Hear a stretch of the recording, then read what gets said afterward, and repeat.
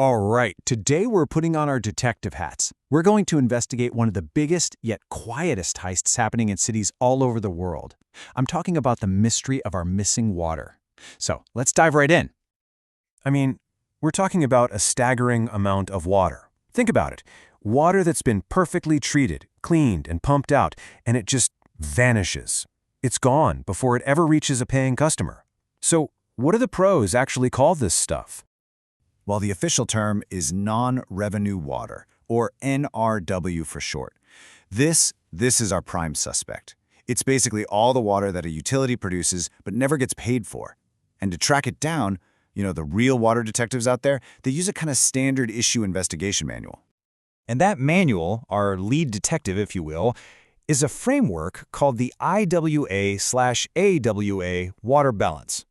It sounds technical, but it's really just the gold standard, the internationally accepted way to figure out what on earth is going on inside a city's water network. So the easiest way to wrap your head around this is to think of it like a master ledger, a big accounting book, but for water. It's all about taking this high-level, top-down view to try and account for every single drop that goes into the system. Okay, so how does our detective actually do the job? Well, it follows this really clear four-step process. First, you figure out your total system input, all the water going in. Second, you track all the water that you know was used, whether it was paid for or not. Third, and this is a key step, you estimate the losses from things like theft or bad meters. And then finally, whatever's left over, that has to be your real physical leaks. When you boil it all down, the basic math is actually pretty simple. You just take the total water you put into the system, subtract all the water you actually billed people for, and voila! What's left is your non-revenue water. That's the total lost water. But this is where the plot really starts to thicken. See that lost water? It's not just one single culprit. It turns out it's made up of a few different things. You've got your unbilled authorized consumption. That's stuff like water for firefighting. Totally legit, but nobody gets a bill. Then you have something called apparent losses, and something else called real losses. And trust me, cracking this whole case comes down to understanding the difference between those last two. And this right here, this is the whole ballgame. Being able to tell the difference between real and apparent losses is the single most important clue in this whole investigation. Why? Because it tells you what kind of problem you're actually up against. Okay, let's break it down. Real losses are exactly what they sound like. They're physical. We're talking about actual water leaking from pipes, breaking out of mains, and just seeping into the ground. It's an engineering problem, right? An infrastructure problem. But apparent losses? That's a whole different beast. These are commercial losses. This is water that someone actually used, but for whatever reason, theft, a busted meter, a mistake in the billing office, it was never paid for. That's not a plumbing problem. That's an accounting and management problem. Now, for a long time, this whole approach worked pretty darn well, especially in places with constant 24/7 water supply. But sometimes our detective hits a wall. The case gets really complicated, and suddenly the clues just don't add up. You see, the linchpin of this whole investigation, the thing it all hangs on, is getting a good estimate of those apparent commercial losses. But what happens when that number isn't a good estimate? What if it's just a wild guess? Well, that's when the entire investigation can go completely off the rails. And this becomes a massive problem in places with what's called intermittent supply, where the water isn't even on 24/7. You see this a lot in developing nations.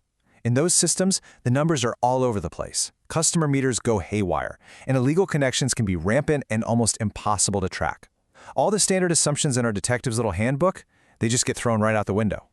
And here is the absolute critical danger. If you underestimate your apparent losses, the theft and the meter errors, the whole equation gets thrown off balance. It forces you to overestimate your real losses, the physical leaks. And all of a sudden, you're chasing ghosts. You're convinced you have this enormous leakage problem, so you start planning to dig up streets, when the real issue is actually happening on paper in the billing department. So what do you do when your lead detective is stuck with bad clues and unreliable data? Well, you call for backup. You bring in the specialists. These are highly focused techniques designed to find much more reliable evidence. Okay, so specialist number one is something called the water and wastewater balance. And this is really clever. The logic is super simple. Almost all the water a city bills for eventually goes down the drain, right? And it ends up at a wastewater treatment plant. So by comparing the amount of water you build to the amount of water flowing into that treatment plant, you can get a much more objective, real-world estimate of those commercial losses. Then you have specialist number 2, minimum night flow analysis. Think of this as the forensic team, the boots on the ground. What they do is they go out and isolate a small section of the water network, usually in the dead of night, like 3 a.m., when legit water use should be practically zero. Any water that's still flowing through those pipes at that time, that's a direct, physical measurement of your real leaks in that specific area. There's no guesswork involved. Now, it is absolutely crucial to get this part. These specialists don't replace our lead detective, the water balance. Not at all. What they do is provide way better, much more accurate data, which then gets fed back into that main water balance equation. They're basically giving the lead detective the solid, reliable clues needed to crack the case wide open.